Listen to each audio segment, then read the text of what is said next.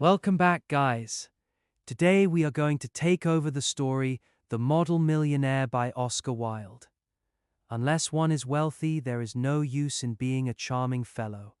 Romance is the privilege of the rich, not the profession of the unemployed. The poor should be practical and prosaic. It is better to have a permanent income than to be fascinating. These are the great truths of modern life which Huey Erskine never realized. Poor Huey! Intellectually, we must admit, he was not of much importance. He never said a brilliant or even an ill-natured thing in his life. But then he was wonderfully good-looking, with his crisp brown hair, his clear-cut profile, and his grey eyes. He was as popular with men as he was with women, and he had every accomplishment except that of making money. His father had bequeathed him his cavalry sword and a history of the Peninsular War in 15 volumes. Huey hung the first over his looking-glass, put the second on a shelf between Ruff's Guide and Bailey's magazine, and lived on 200 a year that an old aunt allowed him. He had tried everything. He had gone on the stock exchange for 6 months, but what was a butterfly to do among bulls and bears? He had been a tea merchant for a little longer, but had soon tired of Pecco and Souchong. Then he had tried selling dry sherry. That did not answer. The sherry was a little too dry. Ultimately he became nothing. A delightful, ineffectual young man with a perfect profile and no profession. To make matters worse, he was in love. The girl he loved was Laura Merton, the daughter of a retired colonel who had lost his temper and his digestion in India, and had never found either of them again. Laura adored him, and he was ready to kiss her shoestrings. They were the handsomest couple in London, and had not a penny piece between them. The colonel was very fond of Huey, but would not hear of any engagement. "Come to me, my boy, when you have got £10,000 of your own, and we will see about it," he used to say, and Huey looked very glum on those days, and had to go to Laura for consolation. One morning, as he was on his way to Holland Park, where the Mertons lived, he dropped in to see a great friend of his, Alan Trevor. Trevor was a painter, but he was also an artist, and artists are rather rare. Personally, he was a strange, rough fellow, with a freckled face and a red, ragged beard. However, when he took up the brush, he was a real master, and his pictures were eagerly sought after. He had been very much attracted by Huey at first, it must be acknowledged, entirely on account of his personal charm. The only people a painter should know, he used to say, are people who are beautiful, people who are an artistic pleasure to look at, and an intellectual repose to talk to. Men who are dandies and women who are darlings rule the world, at least they should do so. However, after he got to know Huey better, he liked him quite as much for his bright, buoyant spirits and his generous, reckless nature, and had given him the permanent entree to his studio. When Huey came in, he found Trevor putting the finishing touches to a wonderful life-size picture of a beggar man. The beggar himself was standing on a raised platform in a corner of the studio. He was a wizened old man, with a face like wrinkled parchment and a most piteous expression. Over his shoulders was flung a coarse brown cloak, all tears and tatters. His thick boots were patched and cobbled, and with one hand he leant on a rough stick, while with the other he held out his battered hat for arms. "What an amazing model," whispered Huey, as he shook hands with his friend. "An amazing model," shouted Trevor at the top of his voice. "I should think so. Such beggars as he are not to be met with every day. A living Velasquez. My stars, what an etching Rembrandt would have made of him." "Poor old chap," said Huey. "How miserable he looks. But I suppose, to you painters, his face is his fortune?" "Certainly," replied Trevor. "You don't want a beggar to look happy, do you?" "How much does a model get for sitting?" asked Huey, as he found himself a comfortable seat on a divan. "1 shilling an hour. And how much do you get for your picture, Alan?" "Oh, for this I get 2,000. Pounds? Guineas. Painters, poets, and physicians always get guineas." "Well, I think the model should have a percentage," cried Huey, laughing. "They work quite as hard as you do." "Nonsense, nonsense.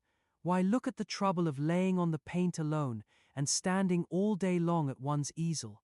It's all very well, Huey, for you to talk, but I assure you that there are moments when art almost attains to the dignity of manual labor. But you mustn't chatter. I'm very busy. Smoke a cigarette and keep quiet." After some time, the servant came in and told Trevor that the frame maker wanted to speak to him. "Don't run away, Huey," he said as he went out. "I will be back in a moment." The old beggar man took advantage of Trevor's absence to rest for a moment on a wooden bench that was behind him. He looked so forlorn and wretched that Huey could not help pitying him, and felt in his pockets to see what money he had. All he could find was a sovereign and some coppers.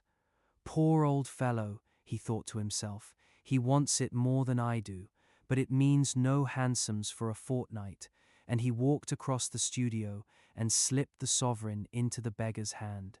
The old man started, and a faint smile flitted across his withered lips. "Thank you, sir," he said. "Thank you." Then Trevor arrived, and Huey took his leave, blushing a little at what he had done. He spent the day with Laura, got a charming scolding for his extravagance, and had to walk home.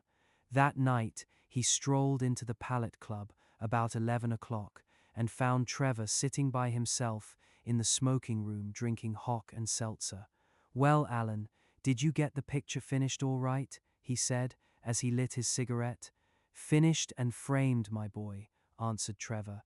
"And, by the by, you have made a conquest. That old model you saw is quite devoted to you. I had to tell him all about you, who you are, where you live, what your income is, what prospects you have." "My dear Alan," cried Huey, "I shall probably find him waiting for me when I go home, but of course you are only joking. Poor old wretch. I wish I could do something for him. I think it is dreadful that anyone should be so miserable. I have got heaps of old clothes at home. Do you think he would care for any of them? Why, his rags were falling to bits." "But he looks splendid in them," said Trevor. "I wouldn't paint him in a frock coat for anything. What you call rags, I call romance. What seems poverty to you is picturesqueness to me. However, I'll tell him of your offer." "Alan," said Huey seriously, "you painters are a heartless lot." "An artist's heart is his head," replied Trevor.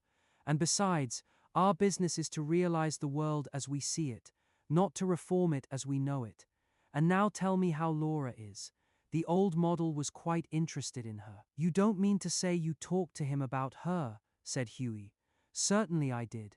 He knows all about the relentless colonel, the lovely Laura, and the £10,000. "You told that old beggar all my private affairs?" cried Huey, looking very red and angry.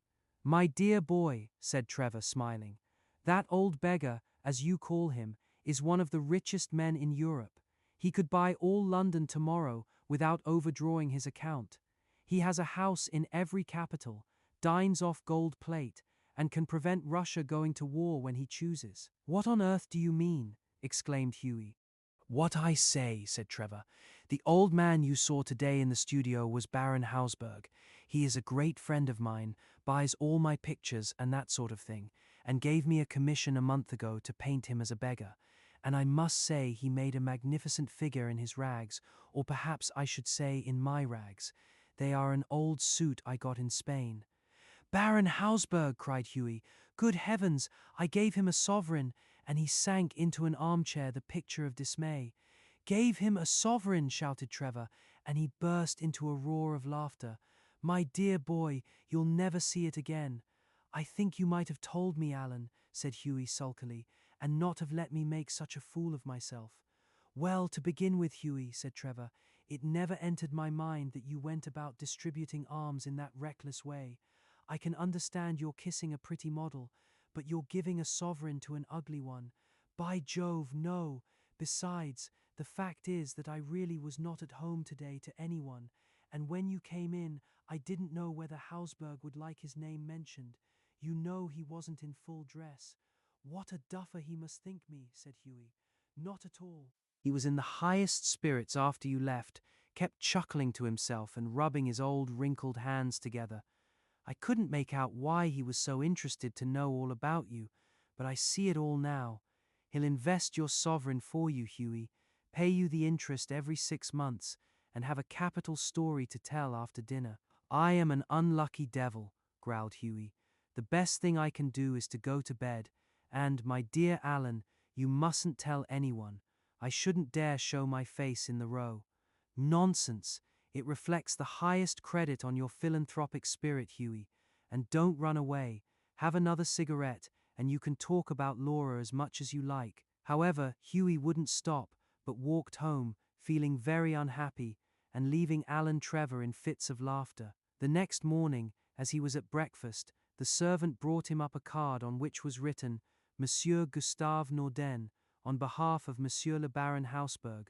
I suppose he has come for an apology, said Hughie to himself, and he told the servant to show the visitor up. An old gentleman with gold spectacles and grey hair came into the room and said, in a slight French accent, Have I the honor of addressing Monsieur Erskine? Hughie bowed. I have come from Baron Hausberg, he continued. The Baron, I beg, sir, that you will offer him my sincerest apologies, stammered Hughie. The Baron, said the old gentleman with a smile, has commissioned me to bring you this letter, and he extended a sealed envelope. On the outside was written, a wedding present to Hugh Erskine and Laura Merton, from an old beggar, and inside was a cheque for £10,000. When they were married, Alan Trevor was the best man, and the Baron made a speech at the wedding breakfast. Millionaire models, remarked Alan, are rare enough, but, by Jove, model millionaires are rarer still.